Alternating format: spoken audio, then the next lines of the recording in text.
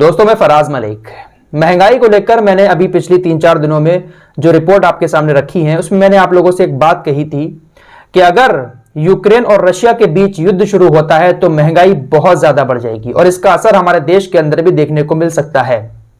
Petrol, diesel, gas बहुत महंगे हो सकते हैं क्योंकि कच्चे तेल की कीमत बहुत ऊपर जा रही है और अगर यह युद्ध शुरू होता है तो कीमतें और भी ज्यादा बढ़ जाएंगी। ऐसा ही हुआ। आज सुबह जब युद्ध शुरू हुआ, रूस ने यूक्रेन के ऊपर हमला किया। उस वक्त तक $97 प्रति बैरल कच्चा तेल मिल रहा था, लेकिन हमला करने के फौरन बाद इसका रेट एकदम से बढ़ा और $100 प्रति बैरल तक पहुंच गया। शाम होते होते यह रेट और भी ज्यादा बढ़ गया है और $105 प्रति बैरल तक कच्चा तेल पहुंच चुका है। अब आप सोचते होंगे कि इस कच्चे तेल का इस युद्ध से क्या लेना देना। कच्चे तेल की कीमत इसलिए ज्यादा बढ़ रही है क्योंकि रूस एक ऐसा देश है जो पूरी दुनिया को कच्चा तेल देता है। यहां तक कि यूरोप के अंदर जो कच्चा तेल इस्तेमाल किया जाता है, जितनी खपत है उसका 35% रूस देता है अकेला पूरे यूरोप में। हमारा भारत भी रूस से कच्चा तेल लेता है, तो इसीलिए कच्चे तेल की कीमतें इस युद्ध के शुरू होने से बहुत ज्यादा बढ़ रही हैं और उम्मीद ये जताई जा रही है कि आने वाले 2-3 दिनों में 120-30 तक पहुंच सकता है कच्चा तेल। जब 120-30 कच्चा तेल हो जाएगा तो फिर सोचिए कि जो पेट्रोल डीजल है उसकी कीमतें कहां जाएंगी। कुछ लोग ये भी सवाल कर रहे थे कमेंट में कि आखिर ये जंग हो क्यों रही है, तो इस पर भी मैं थोड़ी सी बात आपको बता दूं। इसके बाद एक आंकड़ा और दिखाऊंगा कि इस युद्ध के शुरू होने से हमारे देश के अंदर जो बड़े बड़े उद्योगपति हैं उनको कितना बड़ा नुकसान हुआ है और जो छोटे छोटे लोग, आम लोग शेयर मार्केट में थोड़ा बहुत पैसा लगा रहे हैं, वो भी ध्यान से ये रिपोर्ट देखें। असल में इस युद्ध के होने की एक वजह यह भी है कि यूक्रेन जो है वो नाटो का हिस्सा बनना चाहता है। जो 30 देश अभी नाटो में है उसका हिस्सा बनना चाहता है यूक्रेन, जो कि रूस नहीं चाहता।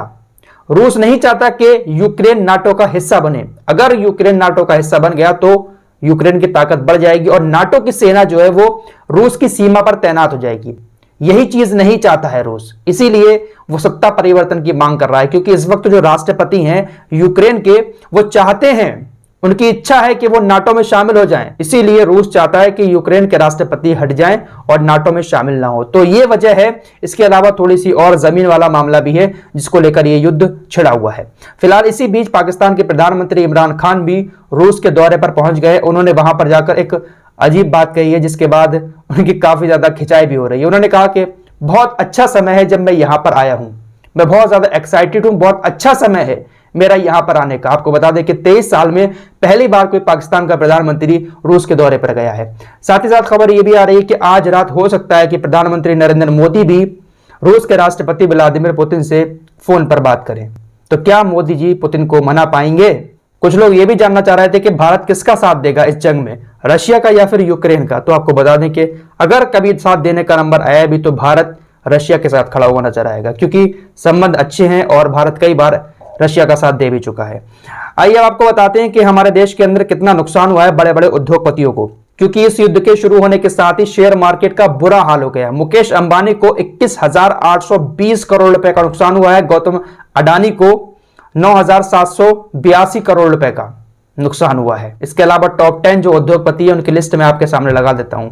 जो नंबर 1 दुनिया में अमीर है, टेस्ला कंपनी के मालिक एलन मस्क, उसको 1 लाख करोड़ रुपए का नुकसान हुआ है। एक रिपोर्ट में यह भी बताया गया है कि जितना आज नुकसान हुआ है एलन मस्क को, अडानी उतना एक साल में कमाते हैं। तो सोचिए फिर कितनी दौलत है एलन मस्क के पास। फिलहाल मैं अपने देश के उन सभी नौजवानों से कहना चाहता हूं जो लोग शेयर मार्केट में थोड़ा थोड़ा इन्वेस्ट करते हैं। आजकल तो मोबाइल में ही शेयर मार्केट चल रही है, लोगों की ट्रेडिंग वगैरह करते रहते हैं, तो अभी ना करें। ट्रेडिंग तो बिल्कुल ना करें क्योंकि बहुत बड़ा नुकसान उठाना पड़ सकता है। क्योंकि शेयर मार्केट का बहुत बुरा हाल है, एकदम से धड़ाम से इतना नीचे चला गया है निफ्टी और सेंसेक्स के, भाई कुछ कहा नहीं जा सकता कि कितना कब उठेगा।